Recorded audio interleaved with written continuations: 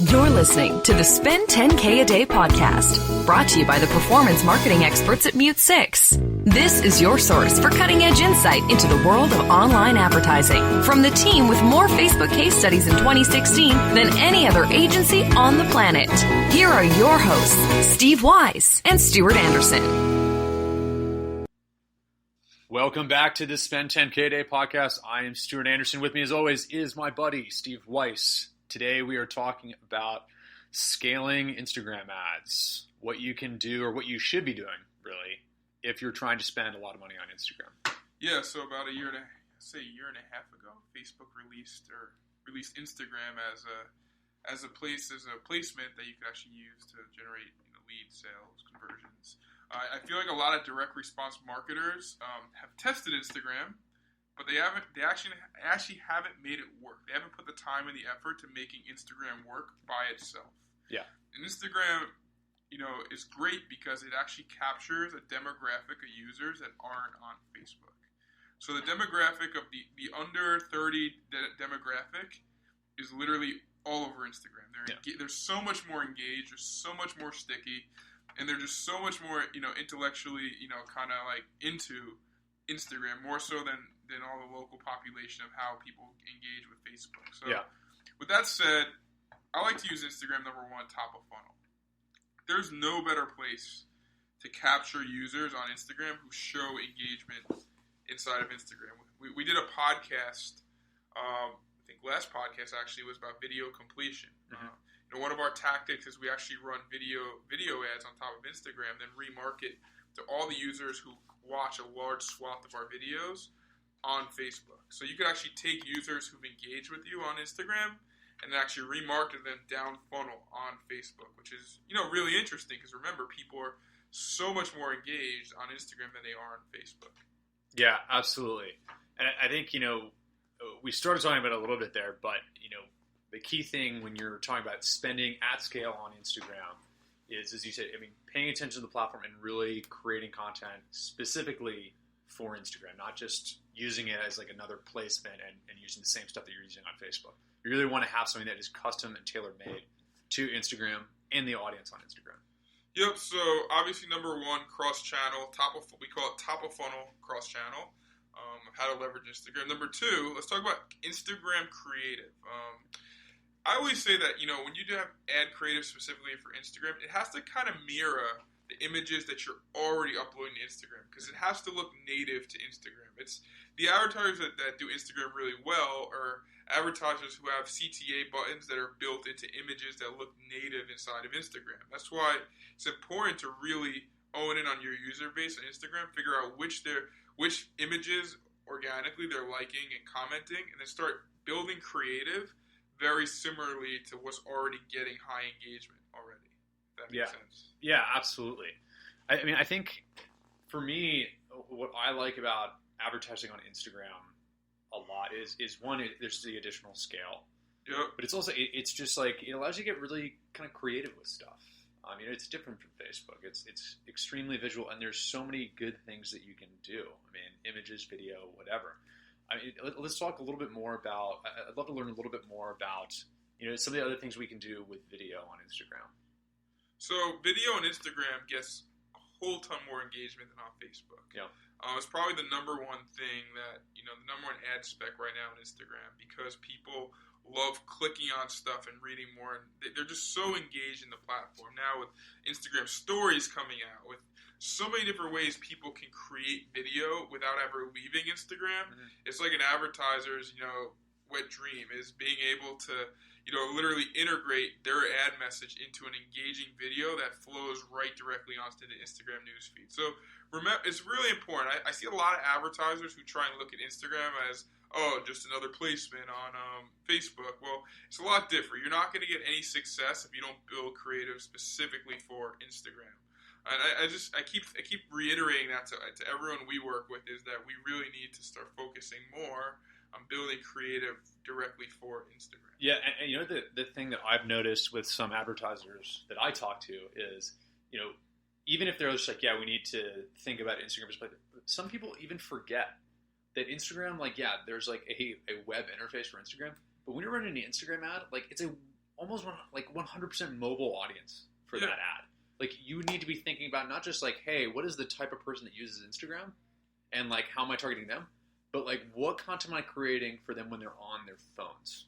That's a really important thing. That's why top of funnel is really, super applicable to Instagram. Not only that, when you are a direct response advertiser, it's also important to understand that people make quick, seamless actions. They don't, you can't expect someone to go through a funnel or, that's 6, 7, 8, 9 steps. You can't expect someone to buy a $300, $400, $500 product or high priced item from a one impression Instagram ad.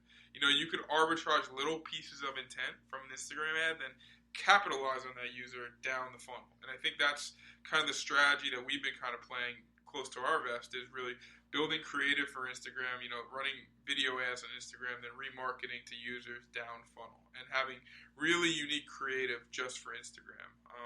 We also use another tool. We also do a lot of dynamic product ads on Instagram, which number 3 I think is really important. And there's a really cool tool that we periodically use for e-commerce sites. It's an amazing tool that allows you to actually pull Instagram images from your Instagram feed and turn them into dynamic product ads. It's called Snappy. It's actually a plugin for Shopify. And usually I don't call out other products. This isn't a very advertising focused podcast, but this tool is amazing. It allows advertisers to make their dynamic product ads look very native. And I mean, it also just like, it solves one of the big problems a lot of advertisers have with product catalogs and DPA. I mean, DPA is great.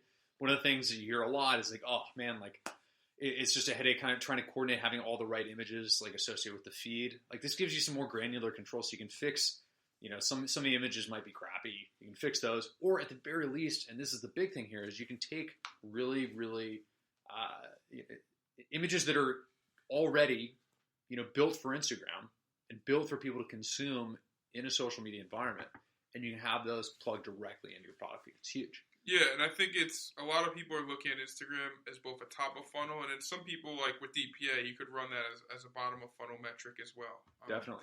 And to really understand, the impact. Like, everyone always asks me, Steve, what impact does Instagram have on the buying cycle? And you can just tell that when you're showing your DPA ads to people on Instagram, you see a lot of view-through conversions coming from Instagram, which is really interesting. If you ever split off your campaigns from Instagram, a lot of people have what they call optimized for conversions across all their placements. Well, if you ever want to just try out just optimize for conversions just on Instagram and build an ad set around that, you'll see that Instagram has a huge impact from a view-through perspective on newer audiences, not just your remarketing buckets, which I always find fascinating. I always love to figure out how to measure the impact of an Instagram ad lower funnel.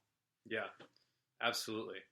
Well, yeah, I mean, I think there's just such a tremendous opportunity with Instagram, and I mean, something to remember as well is like Instagram doesn't even have feature parity with Facebook yet. There's still a lot of tools that are yet to come to Instagram, so it's only going to get better and better. And I think there's things like lead ads that are coming to Instagram and other features that are on Facebook right now that aren't on Instagram. I'm really excited to see all the features from Facebook they're going to bring to Instagram. Just like usability too. I'm sure there's going to be some ads coming very soon to stories. I think, I'm always fascinated with how Facebook is planning to monetize all these areas of user-generated content and how they roll that out there, because I think that there's a huge area for the advertiser to build very native-looking content which won't interfere with the user experience. Absolutely. So just to reiterate, number 1, how we leverage Instagram ads for direct response advertisers. Number 1, cross-channel, top of funnel, showing, building audiences on Instagram on a different ad set, targeting them, then remarketing them down funnel on Facebook. Number 2, ad creative, making your Instagram ads look as native as possible toward your current images on Instagram. And then to reiterate that, number 3, creating your dynamic product ads and using a tool like Snappy to pull images from your current Instagram feed and turn them into DPA ads. Awesome. Well, I think we got a lot of kind of like great opportunities that people can use to start scaling up their spend on Instagram, really getting some great results. Yeah, I think there's a huge opportunity right now because a lot of advertisers aren't taking advantage of it the way they should. And I encourage everyone who listens to this podcast to take some of our advice, do some testing, start looking at Instagram as different than Facebook, and let's make some money. Sounds good. Thanks for joining us on this episode of the Spend 10K a Day podcast. Joining me today was Steve Weiss. As always, I am Stuart Anderson, and we will see you next time.